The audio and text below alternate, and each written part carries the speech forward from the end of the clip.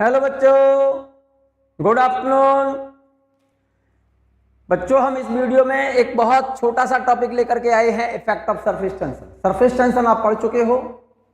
अब surface tension का effect क्या होता है, इस टॉपिक में हम डिस्कस कर रहे हैं। आप ध्यान से सुने और संभव हो सके तो आप नोट कर लें। फर्स्ट इफेक्ट, पहला इफेक्ट देखिएगा, इफेक्ट ऑफ सरफेस टेंशन। बहुत इंपॉर्टेंट सा पॉइंट है। Small camphor piece moves on water surface due to surface tension. पानी की सतह पर आपने देखा हो कभी, वाटर सरफेस पर कंफर पीस, छोटे छोटे कंफर पीस क्या करते रहते हैं, मूव करते रहते हैं सरफेस टेंशन की वजह से। किसके कारण? सरफेस टेंशन के कारण। आपने देखा हो कभी मेला वगैरह जो लगता है ना, उसमें खिलौने वाले एक टब में पानी, एक टब समझते हो, टम्बलर, एक बर्तन में पानी भर करके उसमें छोटे छोटे से खिलौने जानते हैं ना, टॉयज, छोटे छोटे से टॉयज उस पर डाल देते हैं पानी के सतह पर। जैसे कोई नाव है, ठीक है ना, कोई बतख है, समझ गए होंगे मेरी बात को। छोटे छोटे से टॉयज डाल देते हैं और वो पानी पर, जो बर्तन में पानी भरा है, छोटे छोटे जो टॉय डाल देते हैं सरफेस पर, और सरफेस पर वो टॉयज इधर उधर क्या करते रहते हैं, मूव करते रहते हैं। एक्चुअल में होता क्या है कि उन टॉयज के नीचे, उसको एक्चुअल में वो ओपन हो जाता है, उसके अंदर रखा होता है कंफर पीस, और टॉयज के नीचे की साइड में उसमें होल होते हैं, जिससे उसमें टॉयज के अंदर पानी चला जाता है। पानी जैसे ही अंदर जाएगा तो अंदर क्या है, कपूर के टुकड़े, छोटे छोटे से कपूर के टुकड़े होते हैं, कंफर पीस। कपूर जैसे ही पानी में घुलता है, एक्चुअल में पानी में जैसे ही कपूर घुलेगा तो पानी का सरफेस टेंशन क्या हो जाएगा, कम हो जाएगा। मेरे बच्चे ध्यान से सुनिए मेरी बात को। छोटे छोटे कपूर के जो टुकड़े होते हैं पानी की सतह पर डाल दें तो पानी की सतह पर वो क्या करते रहते हैं, इधर उधर घूमते रहते हैं पानी के सरफेस टेंशन के कारण। क्यों? क्योंकि जहां पर कंफर पीस गिराएंगे आप, जैसे ये कोई कंफर पीस है, तो कपूर जब पानी में घुलेगा तो कंफर सॉल्यूशन, पानी के अंदर जब कपूर घुल गया तो जिस जगह पर कपूर घुल गया है वहां का सरफेस टेंशन कम हो जाएगा, और जहां पर डिजॉल्व नहीं हुआ कंफर पीस, वहां के पानी का सरफेस टेंशन ज्यादा होगा। तो इस कंफर पीस पर ज्यादा सरफेस टेंशन वाला लिक्विड, जैसे कंफर पीस यहां गिराया आपने, यहां पर गिरा दिया तो यहां पर कपूर क्या हो गया, डिजॉल्व हो गया, और जहां पर कपूर डिजॉल्व हुआ है वहां के पानी का सरफेस टेंशन क्या हो जाएगा, कम हो जाएगा। यहां पर कम हो गया, और जहां पर घुला नहीं है वहां पर सरफेस टेंशन ज्यादा है। तो इस कपूर के टुकड़े पर ज्यादा सरफेस टेंशन वाला लिक्विड, जिधर सरफेस टेंशन ज्यादा है उधर फोर्स ज्यादा लगेगा। ठीक है ना मेरे बच्चे? तो ये जो कपूर का टुकड़ा है, कंफर पीस, जिस डायरेक्शन में फोर्स ज्यादा लग रहा होगा, जिधर के पानी का सरफेस टेंशन ज्यादा है, ये कपूर का टुकड़ा उधर की तरफ चला जाएगा। जैसे ये कपूर का टुकड़ा यहां पर आ गया, यहां से चल करके यहां पर आ गया। जब देखो जरा ध्यान से, विशेष ध्यान से देखो, जब कपूर यहां पर था तब कपूर का टुकड़ा बड़ा है, जब यहां से चल करके यहां पहुंचा तो छोटा रह गया। क्यों रह गया छोटा? क्योंकि जहां पर पहले गिरा हुआ, जहां पर आपने डाला था वहां पर कपूर घुल गया होगा ना, कुछ घुल करके वो छोटा रह गया। अब चल करके वो यहां पहुंचा, तो यहां पर जहां भी पहुंचा कपूर का टुकड़ा वहां पर भी तो घुलेगा ये। तो अब क्योंकि यहां पर ये कपूर का टुकड़ा पहले के कंपैरिजन में छोटा रह गया, तो जहां पर जाएगा वहां पर, जहां पर पहले था उसके कंपैरिजन में जहां नई जगह पर जाएगा वहां पर पहले के कंपैरिजन में यहां पर कम घुलेगा, क्योंकि यहां पर पीस छोटा है।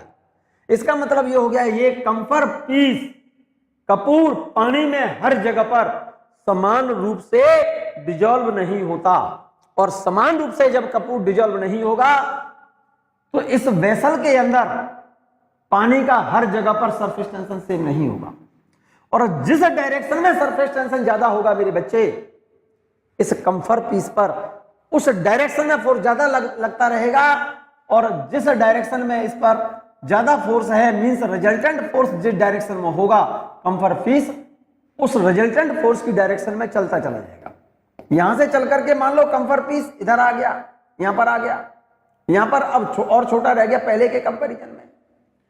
तो यहां के कंपैरिजन में यहां पर जब गया तो यहां पर और कम घुलेगा।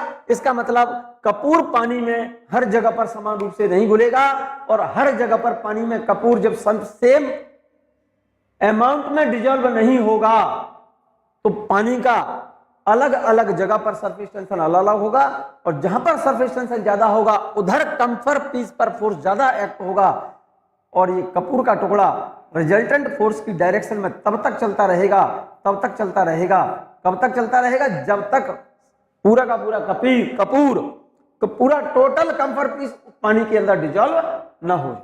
यही बात मैंने यहां लिखी है मेरे बच्चे, जरा गौर से देखिए। A small camphor piece moves on water surface due to surface tension. कारण उसका because camphor piece dissolve slowly in water and surface tension of camphor solution is less than surface tension of water। कपूर पानी की सतह पर move करता रहता है, इधर उधर मूव करता रहता है, किसके कारण? सरफेस टेंशन के कारण। क्योंकि कपूर पानी में जब घुलता है स्लोली डिजॉल्व होता है, धीरे धीरे घुलता है, और कपूर जहां पर डिजॉल्व हो जाएगा वहां पर पानी का सरफेस टेंशन क्या होगा? Surface tension of camphor solution is less than surface tension of water. जहां पर कपूर घुल गया है वहां के पानी का सरफेस टेंशन कम हो गया। Camphor piece does not dissolve equally at all points. Camphor piece हर जगह पर इक्वली डिजॉल्व नहीं होता, इसलिए इस पर रिजल्टेंट फोर्स जीरो नहीं होगा।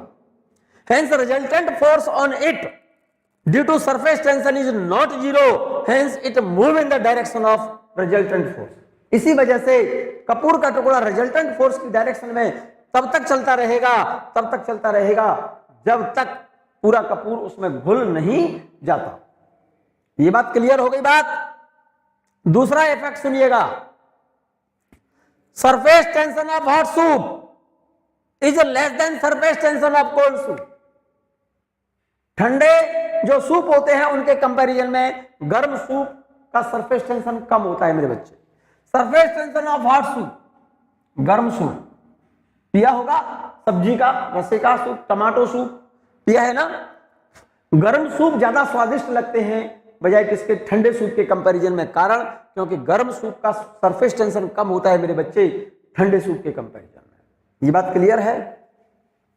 Surface tension of hot soup is less than surface tension of cold soup, hence hot soup spread on larger area on the tongue.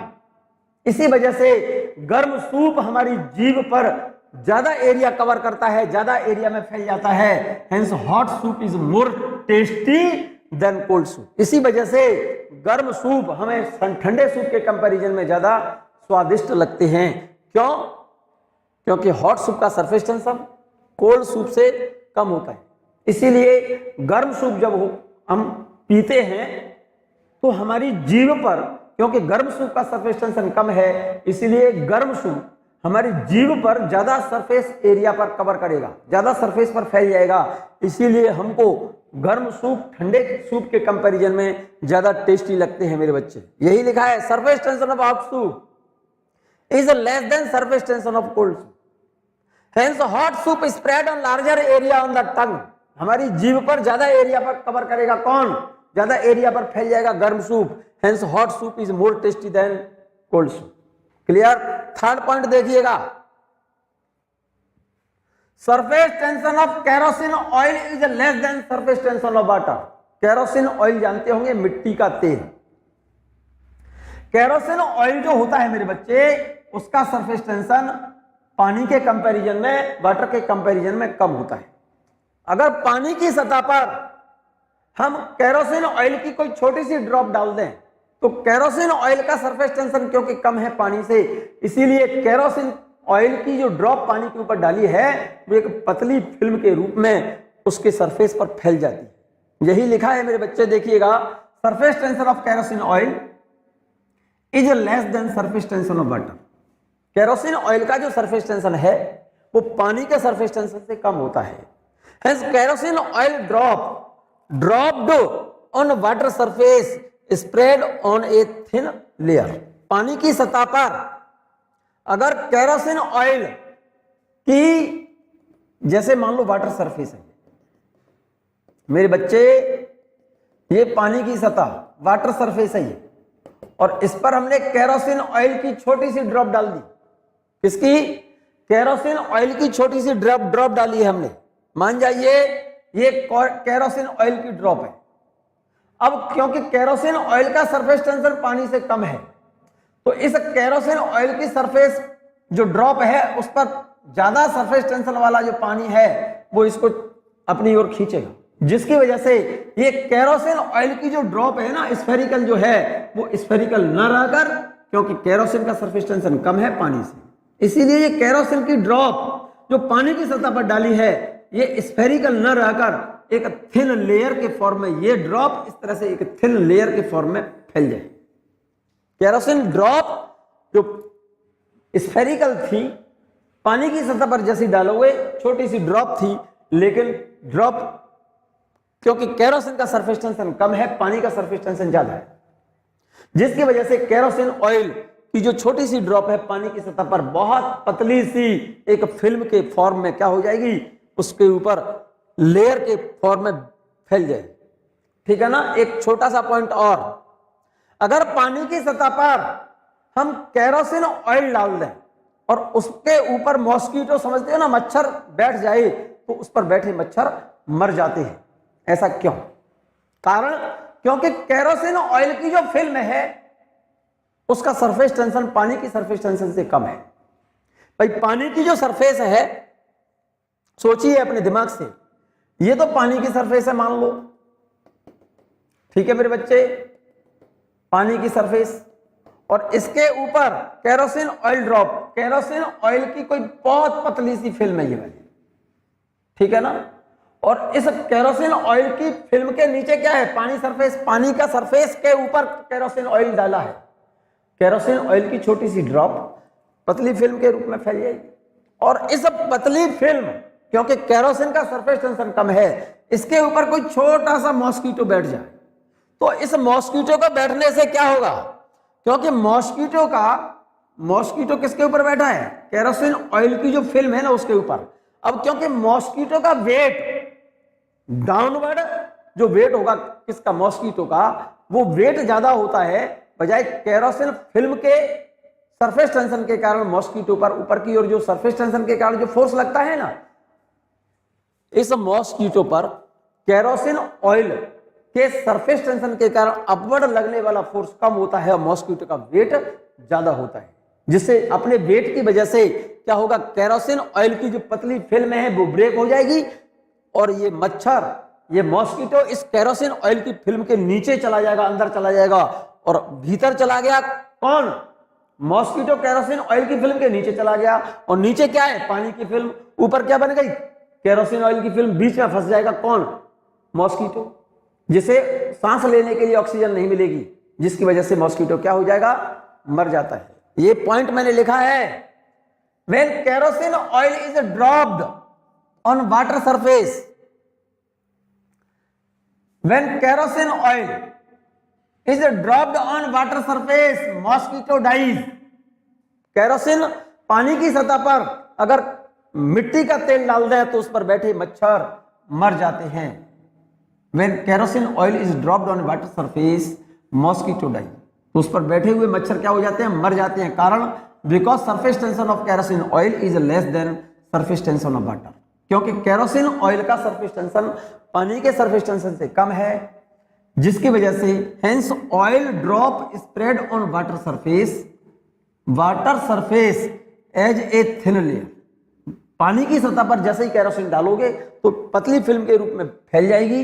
When mosquito sits on this thin oil film, जैसे ही mosquito इस thin film के ऊपर बैठेगा तो अपने wait, उसका wait क्योंकि ज्यादा है, weight of mosquito becomes more than upward force on it due to surface tension of oil, hence mosquito drawn in water and dies. Clear है?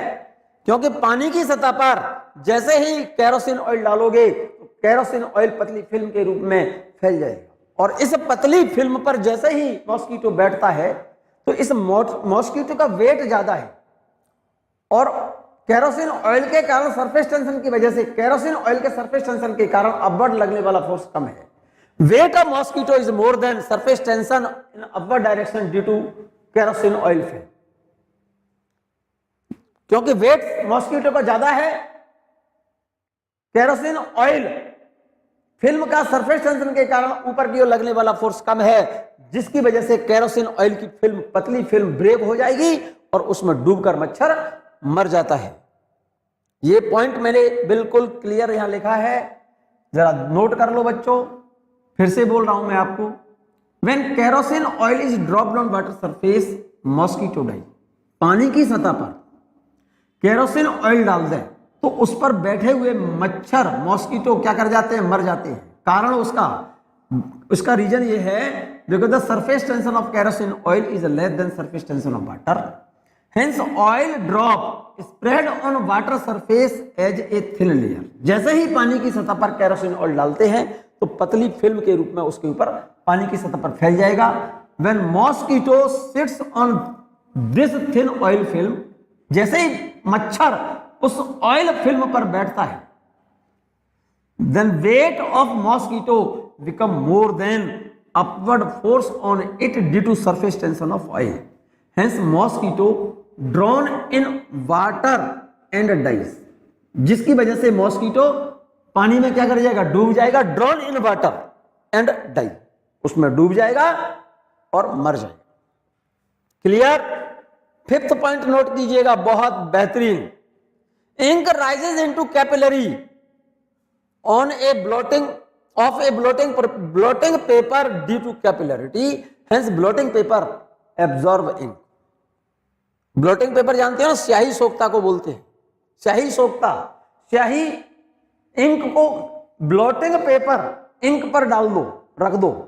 इंक कहीं है, इंक तो समझते हैं ना, स्याही इंक पानी में घोल करके ब्लू कलर, अरे इंक ब्लू कलर की आती है, ग्रीन कलर की आती है, रेड कलर की भी आती है। ब्लोटिंग पेपर कहते हैं स्याही सोखता। ब्लोटिंग पेपर तो देखा होगा, इस टाइप का होता है मेरे बच्चे, इस टाइप का होता है ब्लोटिंग पेपर। देख लो, इस टाइप का होता है ब्लोटिंग पेपर, ठीक है ना। इसके अंदर बहुत छोटे छोटे से होल होते हैं। इसके अंदर जो होल होते हैं ना छोटे छोटे से, वो कैपिलरी ट्यूब का काम करते हैं। ब्लोटिंग पेपर कहते हैं स्याही सोखता। इंक क्या कर लेता है, एब्जॉर्ब कर लेता है। क्यों? क्योंकि ब्लोटिंग पेपर के अंदर होती है छोटी छोटी कैपिलरी ट्यूब, और जैसे ही इंक पर रखोगे उसे, तो कैपिलरिटी के कारण उन कैपिलरी ट्यूब के अंदर इंक ऊपर चढ़ जाती है और ब्लोटिंग पेपर इंक को क्या कर लेता है, एब्जॉर्ब कर लेता है। नोट कर लीजिए आप इस पॉइंट को। Ink rises into capillaries of a blotting paper due to capillarity.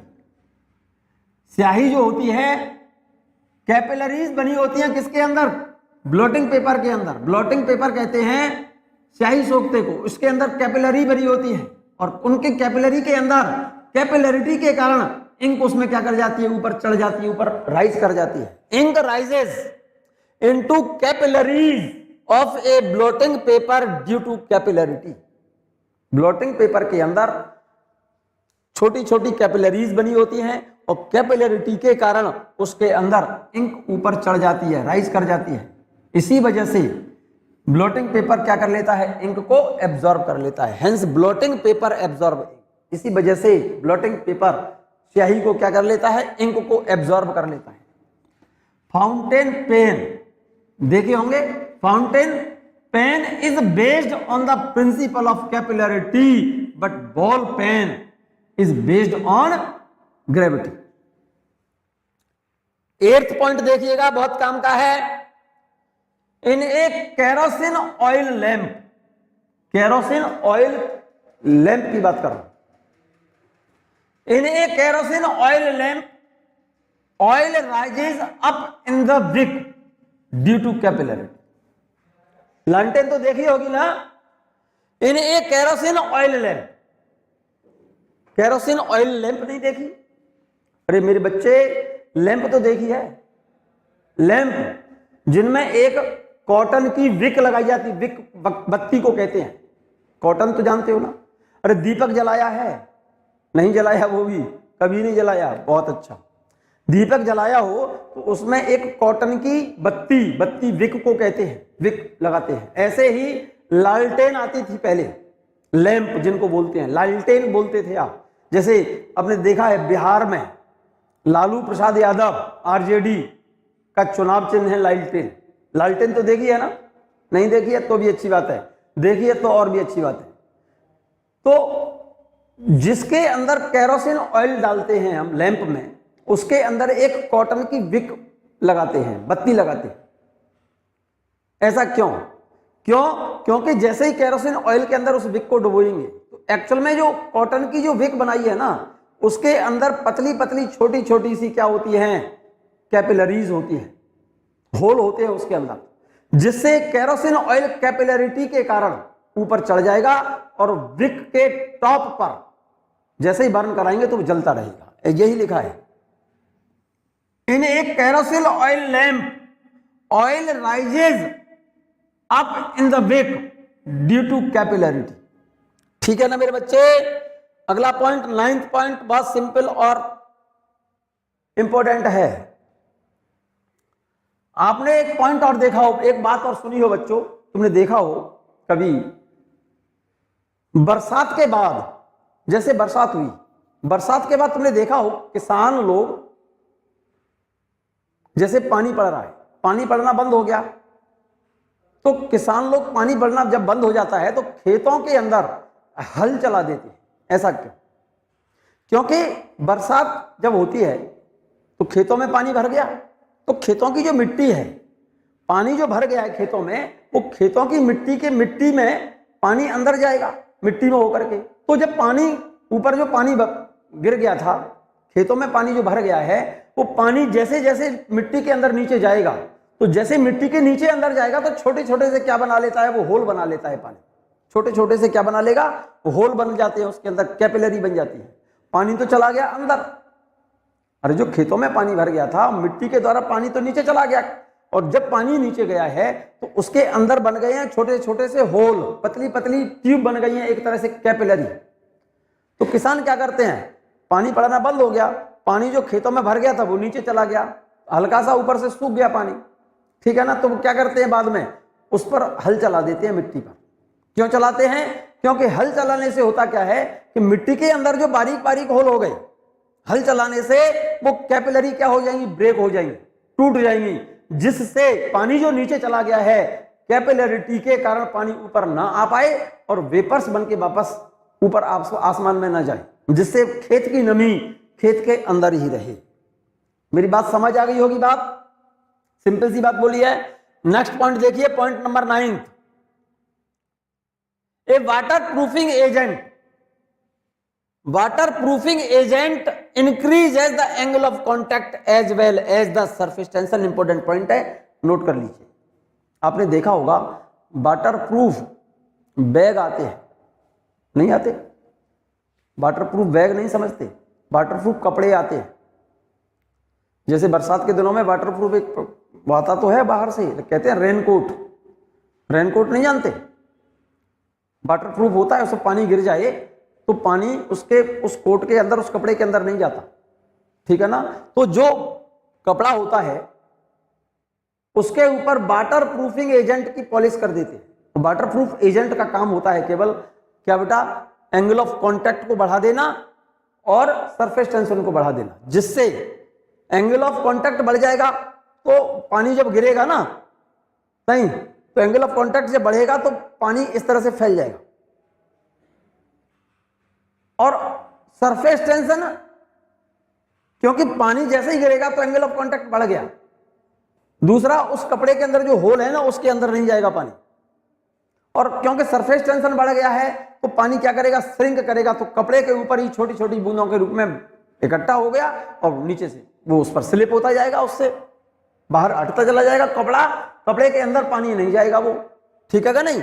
इसीलिए एक लाइन लिखिए, water proofing agent increase the angle of contact. Under line कर लो, फिर से कह रहा हूं, वाटर प्रूफिंग एजेंट हमेशा एंगल ऑफ कॉन्टैक्ट को बढ़ाता है और उसके साथ साथ क्या बेटा, सरफेस टेंशन भी बढ़ाता है।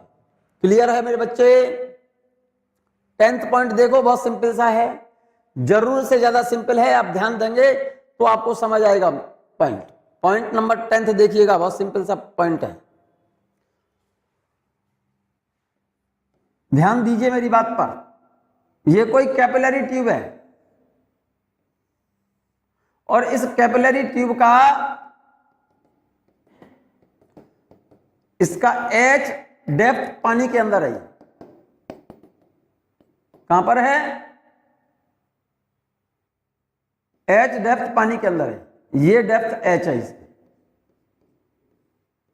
और इस कैपिलरी ट्यूब में H ऊंचाई तक पानी भर रहा है, यहां तक पानी भरा हुआ है, यहां तक पानी राइज कर रहा है, यहां तक स्मॉल h हाइट तक। क्वेश्चन मेरा ये है, इस ट्यूब के नीचे वाले इस एंड पर एक एयर बबल ब्लो कराने के लिए यहां पर एक एयर बबल ब्लो कराना है। क्या कराना है? Air bubble. एयर बबल समझते हो ना, ये एयर बबल ब्लो कराना है, एयर बबल। इस कोई कैपिलरी ट्यूब है, इस कैपिलरी ट्यूब का कितना हिस्सा H डेप्थ तो पानी के अंदर है, ये इतना डेप्थ H डेप्थ, और इस ट्यूब में स्मॉल h हाइट तक पानी भरा हुआ है। तो क्वेश्चन ये पूछ रहा है यहां पर, यहां से माउथ से कितना प्रेशर हम अप्लाई करें। क्या बेटा? यहां पर कितना माउथ प्रेशर अप्लाई करें जिससे इस ट्यूब के दूसरे सिरे पर एक एयर बबल ब्लो कर जाए। तो माउथ प्रेशर यहां से जो अप्लाई करोगे वो कितना प्रेशर से यहां पर एयर ब्लो करा दें इसके अंदर, जिससे इस ट्यूब के दूसरे एंड पर एक एयर बबल फॉर्म हो जाए। सिंपल सी बात है। अप्लाइड माउथ प्रेशर जो होगा, एक तो इस H हाइट के बराबर प्रेशर लगाना पड़ेगा, HDG, और एक H डेप्थ ये वाली पानी की, तो इसका प्रेशर कितना होगा? HDG। तो दोनों का इफेक्टिव प्रेशर जो माउथ प्रेशर जो आएगा वो HDG प्लस कैपिटल HDG। इतना प्रेशर हम माउथ से ऊपर अप्लाई कर दें तो ये जो वाटर लेवल है ना वो तो नीचे चला जाएगा और यहां पर एक एयर बबल ब्लो कर जाएगा। यही लिखा है मेरे बच्चे। The mouth pressure required to blow an air bubble at the lower end of glass capillary inserted to a depth capital H in water and in which water rises to height H is equal to height H plus H। मतलब इतनी height के बराबर, liquid column की height के बराबर mouth से यहां से प्रेशर अप्लाई करें तो इस कैपिलरी ट्यूब के दूसरे सिरे पर एक एयर बबल ब्लो कर जाए। ये बहुत इंपॉर्टेंट क्वेश्चन है, एक तरह से क्वेश्चन प्रॉब्लम है ये बच्चों तुम्हारी। क्लियर? एक और बेहतरीन क्वेश्चन है बच्चों, यहां पर सिंपल है लेकिन बहुत अच्छा सा क्वेश्चन है। क्वेश्चन समझिए क्या है। यहां पर क्वेश्चन ये है मेरे बच्चे, ये कोई कैपिलरी ट्यूब है, ये वाली क्या है राजा बेटा? Capillary tube. इस कैपिलरी ट्यूब को जरा गौर से देखें, मैं यहां पर बना रहा हूं, ये कोई कैपिलरी ट्यूब है, ये वाली कैपिलरी। जरा गौर से समझना मेरी बात को। इस कैपिलरी ट्यूब को इस यहां से पकड़ा और इस ट्यूब में यहां तक पानी, मान जाओ ये हाइट H और ये हाइट मान लो कैपिटल H, और यहां पर capital H greater than H। जरा एक एक पॉइंट ध्यान से सुनना और नोट भी करते जाइएगा, कर सकते हो तो। हमने इस ट्यूब को यहां से पकड़ा और इसके अंदर पानी के अंदर डुबो दिया। पानी के अंदर डुबोने के बाद इस ट्यूब को यहां से पकड़ करके पानी के अंदर डुबो दिया, पूरी ट्यूब डुबो दी और पकड़ करके यहां से फिर ट्यूब को बाहर खींच लिया। जब इस ट्यूब के अंदर मेरे बच्चे एक सरफेस इधर की तरफ केवल एयर है, तो ये वाटर कॉलम की जो हाइट होगी H कितनी होगी? H बराबर 2T/RDG। ये हाइट के लिए फॉर्मूला पहले पढ़ चुके हैं। Pure water and clean glass and pure water के लिए एंगल ऑफ कॉन्टैक्ट 0 लिखते हैं, तो 2T cos थीटा लिखते हैं ना, तो cos 0 की वैल्यू 1 लिखी है मैंने, प्योर वाटर और क्लीन ग्लास के लिए। तो इस ग्लास ट्यूब के अंदर वाटर कॉलम की जो हाइट होगी ये वाली, वाटर सरफेस से H बराबर 2T/RdG। अब मेरा क्वेश्चन ये है कि इस ट्यूब को पूरा नीचे डुबो दिया, यहां पर H की वैल्यू H से ज्यादा है और उसके बाद भी हमने इस ट्यूब को नीचे डुबोया और डुबो करके इस बाहर निकाल लिया, ऐसे इसको इसमें से बाहर निकाल लिया इस तरह से ट्यूब।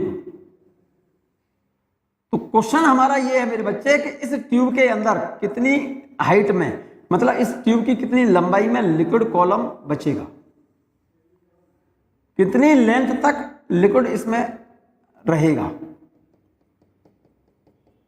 भाई नीचे वाली जो मेनिस्कस होगी ना वो तो ऐसी होगी ना, नहीं इस तरह से आएगी ना। भाई इधर भी एयर होगी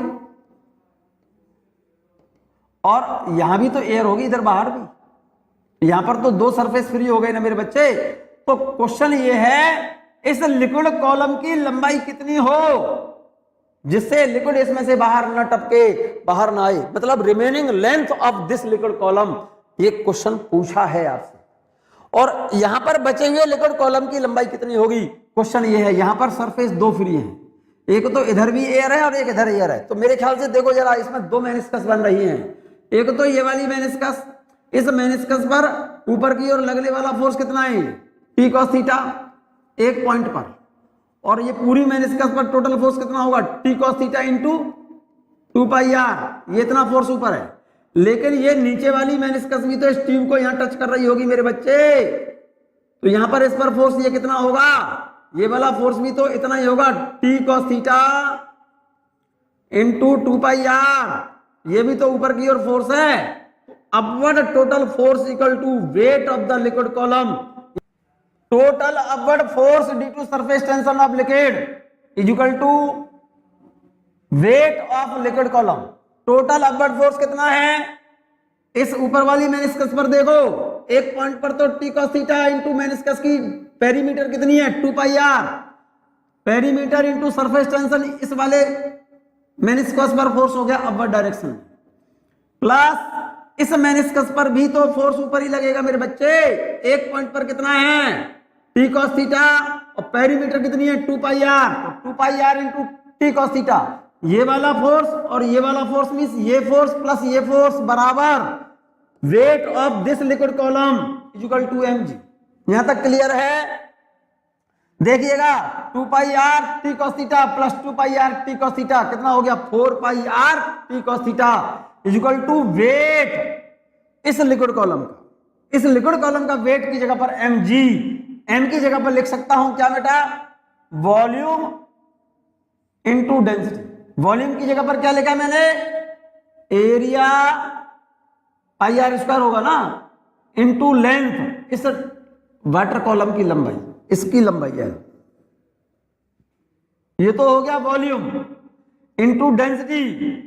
यहां तक ये पूरा क्या बन गया, m बन गया ना, और इंटू g। यहां तक बात क्लियर है मेरे बच्चे? ठीक है मेरे बच्चे, क्लियर है? सुनो मेरे बच्चे जरा गौर से, पाई से पाई कैंसिल, एक आर से एक आर कैंसिल, तो L की वैल्यू क्या आ गई, RdG को इसके नीचे ले जाओ, तो L बराबर 4T cos theta upon RdG। ज्यादा से ज्यादा लंबाई ये वाली जो होगी वो L जो होगी 4T cos theta upon RdG। और एक ही तरफ एयर होती तो मैक्सिमम हाइट कितनी थी, मैक्सिमम हाइट अगर एक तरफ एयर होती, मतलब ये कैपिलरी ट्यूब है, जरा गौर से समझना, कुछ भाग इसका लिक्विड के अंदर है, इसके अंदर H हाइट तक लिक्विड राइज कर रहा है। तो ये जो हाइट है, ये जो H होगी ये वाली हाइट, एक तरफ एयर है केवल इधर, तो ये H की वैल्यू होगी maximum height rise of liquid in capillary tube is equal to 2T cos theta upon RdG। RdG for pure water and clean glass cos theta की वैल्यू 1। तो maximum height of liquid rises in capillary tube if one surface is free, मतलब एक तरफ air है तो cos theta की जगह पर 1 लिख देना वाटर और ग्लास के लिए, तो H बराबर 2T अपॉन RdG आएगा। और अगर बोथ साइड एयर है, इधर भी और इधर भी, तो इस वाटर कॉलम की लंबाई जस्ट इससे डबल होगी, ये रही 4t cos theta upon r D G, यहां पर 2t cos theta upon r D G. ये वाली जो लंबाई है maximum length of water column in capillary tube, इससे जस्ट डबल है।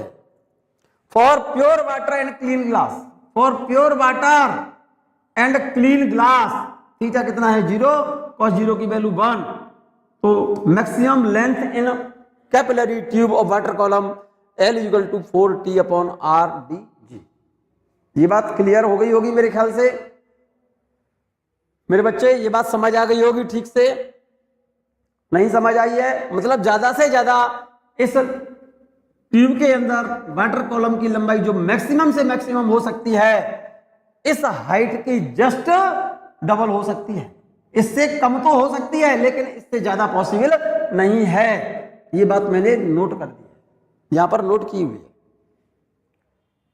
ये बात क्लियर हो गई मेरी बात? तो सुनो मेरी बात को। अब इसी बात पर एक छोटा सा क्वेश्चन देखिएगा।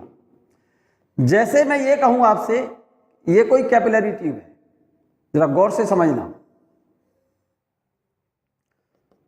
भाई, मैक्सिमम लेंथ कितनी हो सकती है इसके अंदर, और इस ट्यूब में मान लो 8 सेंटीमीटर तक पानी ऊपर चढ़ा रहा है, 8 सेंटीमीटर तक, और इस ट्यूब का ये नीचे वाला हिस्सा जो पानी के अंदर है मान लो ये 6 सेंटीमीटर है। गौर से समझना। और इस ट्यूब को एज इट इज मैं बाहर निकाल दूं तो मैक्स ऐसे की ऐसे पकड़ूं ट्यूब को और ऐसे की ऐसे बाहर खींच लूं तो इसकी कितनी लंबाई में लिक्विड बचेगा? क्वेश्चन मेरा ये है। लंबाई कितनी है ऊपर वाटर सरफेस से, कितनी है हाइट 16 सेंटीमीटर, और अगर 2 सरफेस फ्री हैं तो मैक्सिमम हाइट कितनी हो सकती है 16 का डबल 8 का कितना हो गया भाई? वाटर कॉलम से वाटर सरफेस से लिक्विड कॉलम की हाइट है 16 नहीं है 8 सेंटीमीटर है। कितनी है 8 सेंटीमीटर। अब 8 सेंटीमीटर तो हाइट है यहां पर वाटर कॉलम की, और ये ट्यूब 6 सेंटीमीटर पानी के नीचे है, पानी के अंदर है, और इस ट्यूब को ऐसे की ऐसे मैं बाहर निकाल दूं इसमें से, जरा गौर से समझ लो। इधर भी एयर है, यहां पर इधर केवल इधर एयर है, और यहां पर इधर भी एयर है और इधर भी एयर है। इसमें मैक्सिमम कितनी लंबाई तक लिक्विड रह सकता है? मैक्सिमम से मैक्सिमम इसका डबल, और 8 का डबल कितना है बेटा 16, और यहां पर कितना लंबाई है ये टोटल तुम्हारी 8 तो ये और 6 ये कितनी है 14 सेंटीमीटर, ठीक है ना।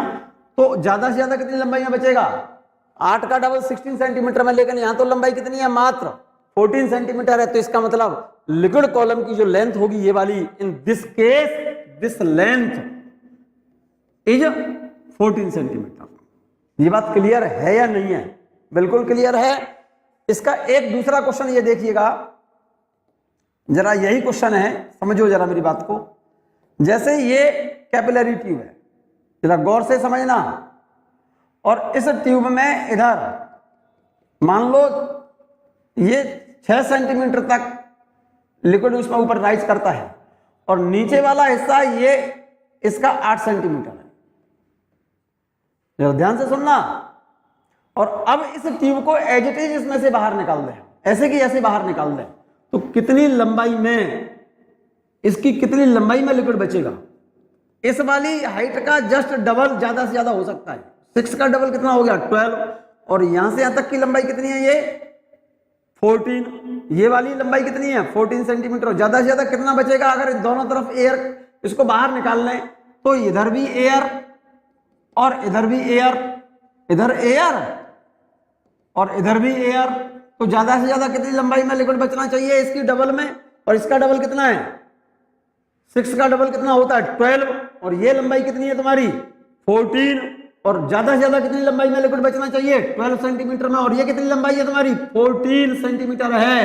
तो यहां पर 2 सेंटीमीटर लिक्विड क्या कर जाएगा नीचे ड्रॉप कर जाएगा, और remaining length of this liquid column is 12 centimetre not 14, ठीक है। लेकिन इस केस में H ऊपर 8 सेंटीमीटर और नीचे 6 सेंटीमीटर, और ऐसे की ऐसे इसको बाहर निकाल दूं तो ऊपर भी एयर, नीचे भी एयर, तो कितनी लंबाई में लिक्विड बचना चाहिए? इसके जस्ट डबल, ज्यादा से ज्यादा। 8 का डबल 16, और ये कितनी है तुम्हारी 14 है, तो ये तो 16 में ज्यादा से ज्यादा रुकेगा ना, लेकिन ये तो केवल 14 है मेरे बच्चे, तो 14 में तो रुका रह जाएगा, ज्यादा से ज्यादा 16 सेंटीमीटर में रुकना चाहिए। और यहां पर कितना बचा है?